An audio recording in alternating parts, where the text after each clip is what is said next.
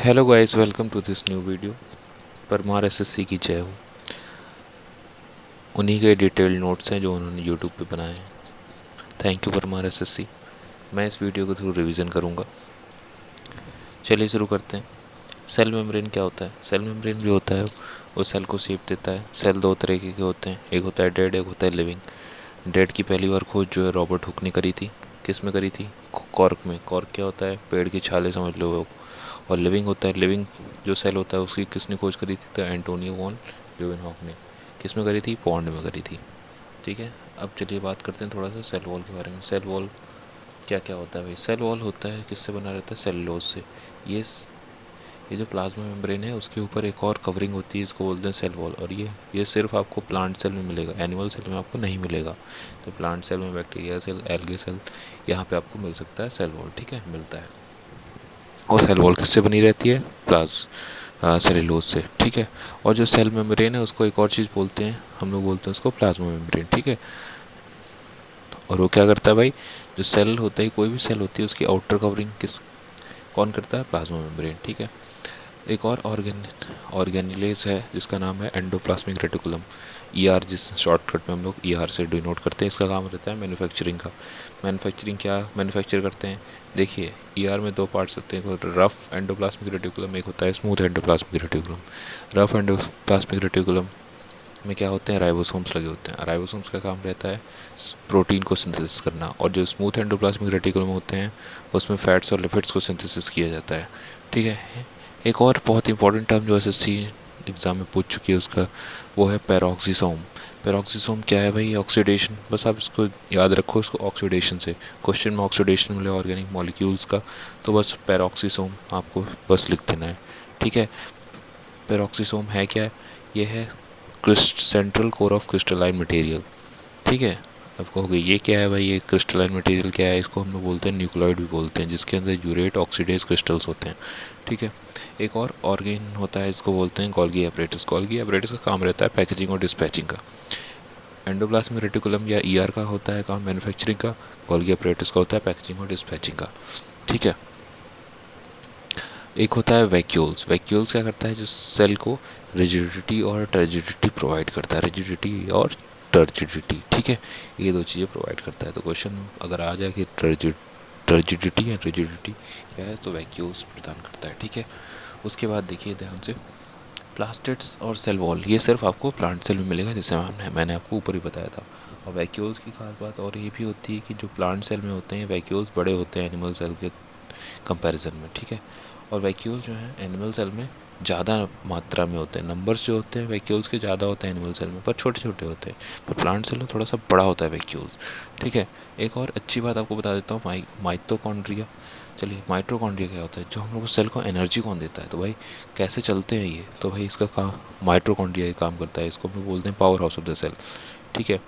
कैसे? Power house के अंदर होता है एटीपी। एटीपी जो होता है, एटीपी को हम लोग कहते हैं एनर्जी करेंसी। एटीपी का फुल फॉर्म होता है एडिनो ट्राइफॉस्फेट। ठीक है। एक और होता है ऑर्गेनिक्लेज जिसका नाम है लाइसोसोम। लाइसोसोम को हम लोग सुसाइडल बैग ऑफ सेल भी बोलते हैं। इसके अंदर होता है हाइड्रोलिटिक एंजाइम। Hydrolytic enzyme. और ये किस में मिलता है भाई? ये किस में मैन्युफैक्चर होता है हाइड्रोलिटिक एंजाइम? एंडोप्लाज्मिक रेटिकुलम में। जैसा कि मैंने आपको बताया कि एंडोप्लाज्मिक रेटिकुलम में मैन्युफैक्चरिंग का काम रहता है। तो हाइड्रोलिटिक एंजाइम जो है वो भी कहाँ बनता है भाई? ईआर में बनता है।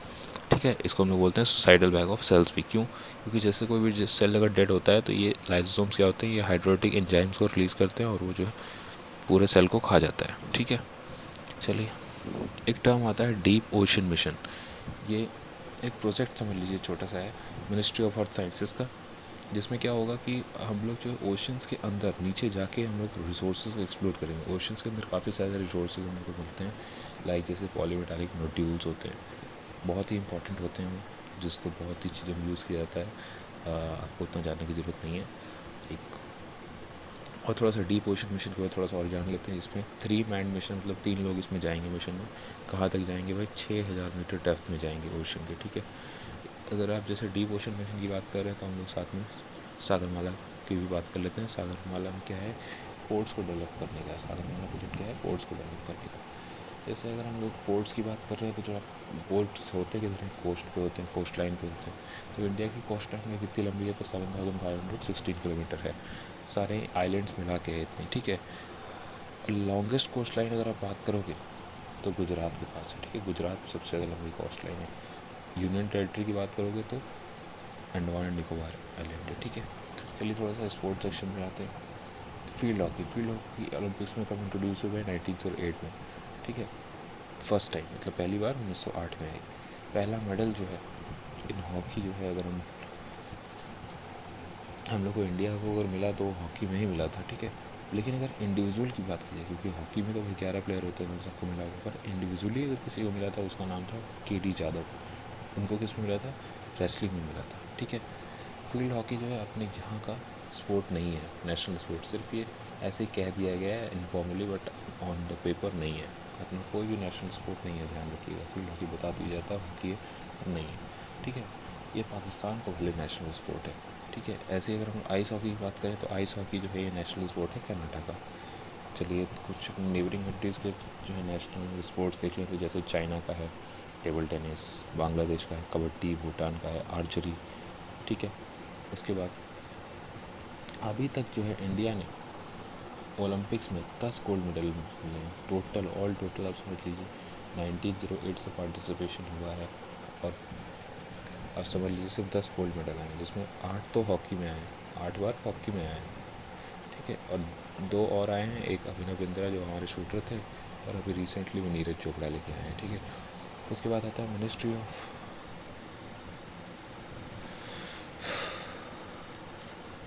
कुछ बुक्स के बारे में बात कर लेते हैं, जैसे ministry of Utmost happiness,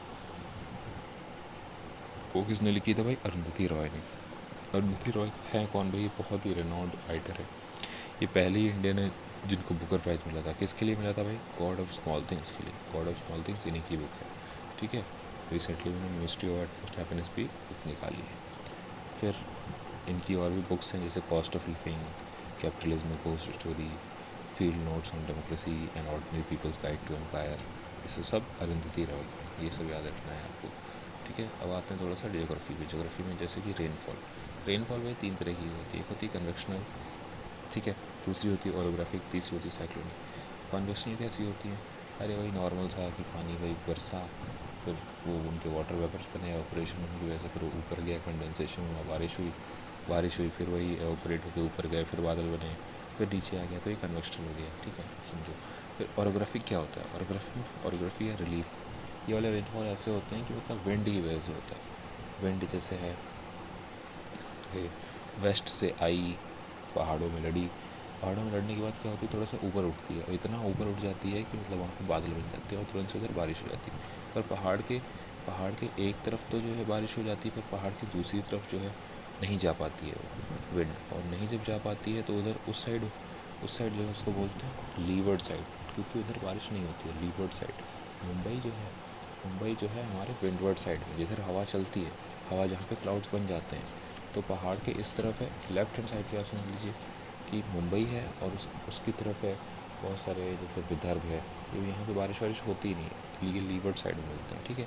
Mumbai किधर आ जाता है, विंडवर्ड साइड में, इसलिए जो आपने देखा होगा कि वहाँ पे बहुत ज़्यादा बारिश हो जाती है, बाढ़ आ जाती है, हमेशा आपने देखा होगा। तीसरी होती है साइक्लोनिक, जानते हो आप, साइक्लोन की वजह से होता है। साइक्लोन आता कैसे भाई, साइक्लोन आता है प्रेशर डिफरेंस की वजह से।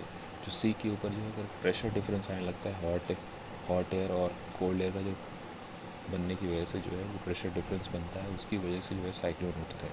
साइक्लोन के कुछ नाम वाम हैं, जैसे कुछ अभी रिसेंट में जो साइक्लोन आया, जैसे मैंडस, ये कहाँ पे आया था भाई, बे ऑफ बंगाल में अपने आया था। इसको नाम किसने दिया था, यूएई ने दिया था मैंडस।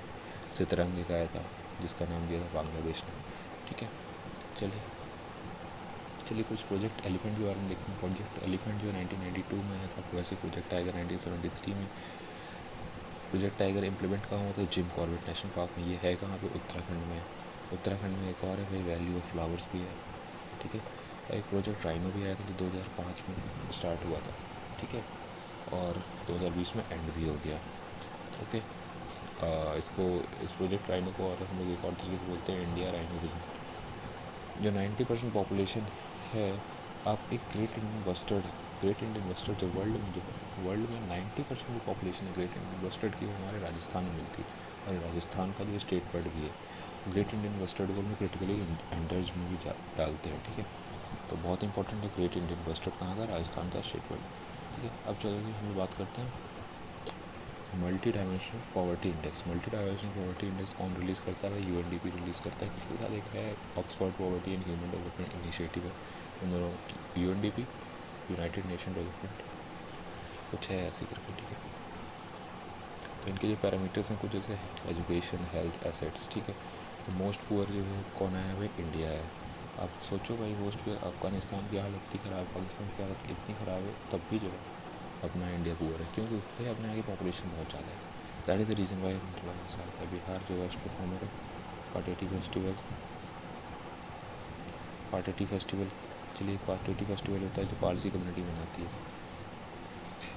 स्टेट की बात की तो बिहार वेस्ट परफॉर्मर है। अब कुछ जो है हम लोग आर्टिस्ट के बारे में बात कर लेते हैं, जैसे उस्ताद विलायत खान की, किससे रिलेट करते हैं? तो वे सितार से। इमरान खान भी सितार से करते हैं। पंडित शिव कुमार शर्मा ये संतूर से करते हैं। हरी प्रसाद चौरसिया फ्लूट से करते हैं। अमजद अली खान सरोद से करते हैं। फ्यूजन रिएक्टर, ठीक है। तो उस्ताद विलायत खान भाई सितार से, इमरान खान सितार से, शिव कुमार शर्मा संतूर से, हरी प्रसाद चौरसिया फ्लूट से, हरी से आप समझ सकते हो। हरी कौन? हरी हम लोग किसको बोलते हैं? कृष्ण, जो कृष्ण क्या बजाते थे फ्लूट, तो हम लोग ऐसे याद रख सकते हैं। अमजद अली खान सरोद, ठीक है। शिव कुमार शर्मा संतूर से, उस्ताद विलायत खान सितार से, इमरान खान सितार से। फ्यूजन रिएक्टर की बात करते हैं भाई, मैग्नेटिक कंफाइनमेंट ऑफ प्लाज्मा,